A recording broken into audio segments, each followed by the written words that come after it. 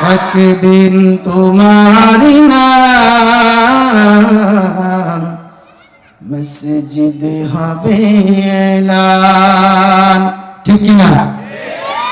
একদিন তোমারি নাম মসজিদে হবে এলান।